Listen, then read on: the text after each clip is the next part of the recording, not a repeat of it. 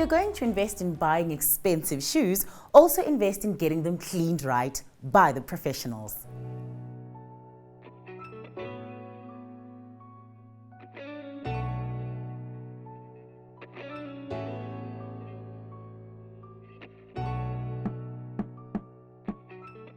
What's up everybody, my name is Sibangani Ncube and I'm the founder of Offbeat Sneaker Services. I was born and bred in Soweto. I was born in Snawane and then I moved to a spot called Muletane. So growing up in Muletane, I grew up around my uncles and my aunties where music and sneaker culture and just fashion broadly was a thing, you know. Growing up in a background where it wasn't like money, we were not really moneyed, but looking fly was a thing, you know. So just being around that environment has influenced the person that I am, how I take care of myself, and shoes being a big part of who I am, you know. Coming from a background where I would wear school shoes from Monday to Monday, going to church with those was a vibe, but because we didn't really have much, so those school shoes were your school shoes and on Sundays they'd be your church shoes.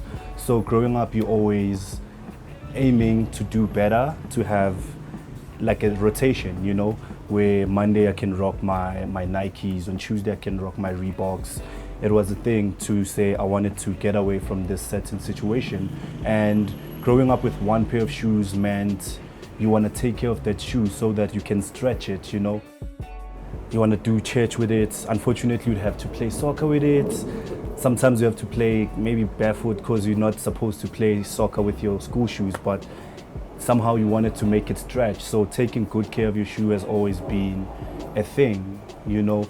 And I never really thought it would be one day something that I do to help other people take care of their most favorite and sentiment and most valuable shoes.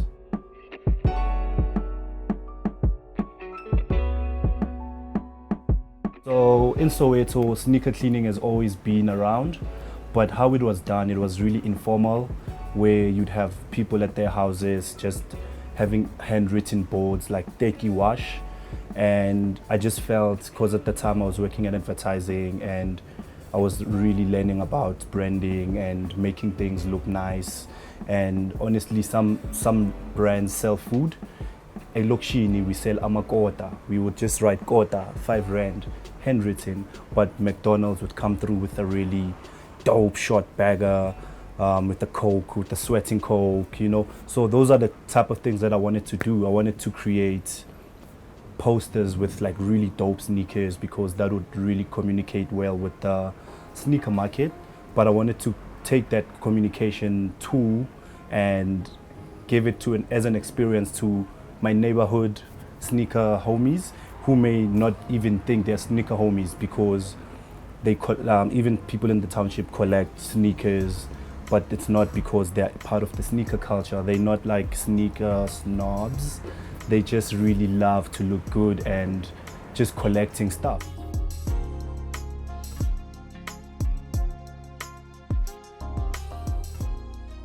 Most of my colleagues didn't really have, because I was a junior at the time. I wasn't really getting much work as my seniors. So when I started this out, my seniors were actually supportive. They were bringing their shoes to the office for me to take home to actually clean with my colleagues back at the time. I would get like 30 shoes in 3 days, and that would be like, there would be word out from my agency to the next agency, from me to clients. So it would really be, people weren't really clued up that you can actually pay someone to wash your shoes. It was a thing of, I'll just chuck my shoes in the machine, and unfortunately that means the life of your shoe is then it's not gonna be long. It would be like a short-lived shoe, you know. So with a service like ours, I've serviced shoes for like over 3 years from some of our customers, and their shoes still look brand new every time we work on them because of the technique.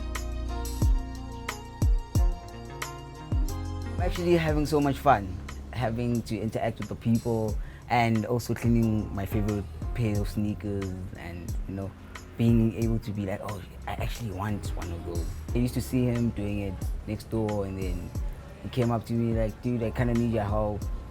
Are you game? I'm like, dude, working with my favorite sneakers. Of course I want to work for you. So that's how I became a sneaker technician. Being where we are now, it's because the reception has really been fantastic and positive from like client side of things.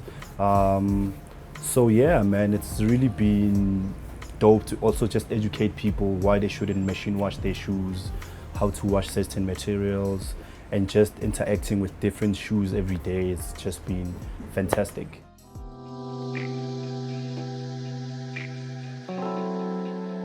Some of my highlights within the sneaker cleaning career would be working with different brands, brands that I've actually aspired to actually work with, brands like Kiwi.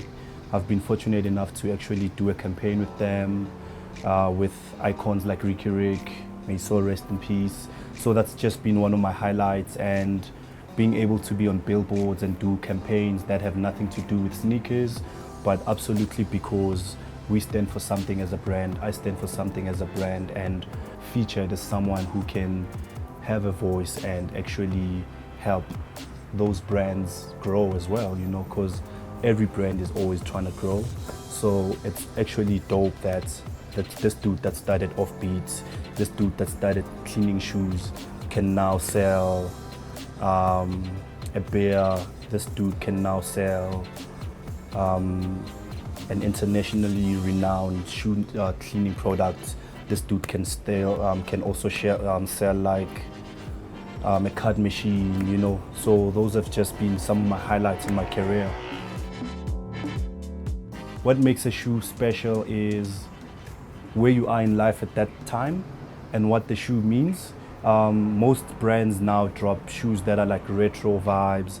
So it's not just the shoe, because it takes you somewhere, you know.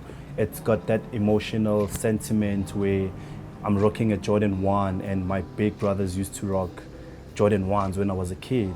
Or maybe I couldn't afford these shoes when I was a kid, but now I can afford them. So I look at these shoes, every time I'm in these shoes, I feel that I have come a long way. I have made it, and they're not just any shoe, you know. If I'm rocking this shoe, I feel like if I'm rocking my Gucci's, I feel like I'm rich.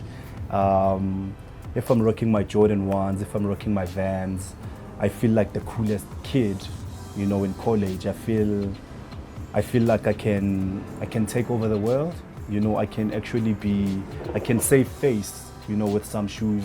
Just I can be decent, you know. I think shoes give us that confidence. Favorite sneakers I've cleaned so far is the Jordan 1s.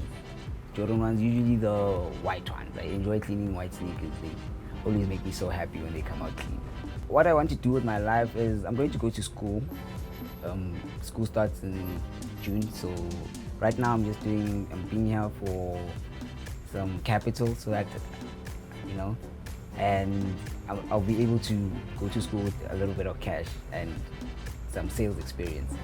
The people I employ, I need them to understand that this is beyond just washing a pair of shoes. There's an engine that needs to run, which is the accounting side of things, you know. So it's more of, if Siba can start a sneaker cleaning company, it means the homies that I employ, whatever idea that they have, I need them to understand that they can also start that simple idea and create it to be something else. It could be something that goes beyond where they came from. It could be something that goes from, it could seem like an idea that is a township idea, but it could also perform on a global scale, because if you're serving a need, if you're solving a problem, then you can definitely take it to wherever you want to take it. And I think also I'm glad that I can show my homies that we can run companies that are not just hand-to-mouth companies. We can have a bank account and get paid at the end of the month. You know, we don't have to spend the money that we made on the day. So that's what I'm trying to preach to the homies that are coming after me, the homies that are coming from my neighborhood. Yeah.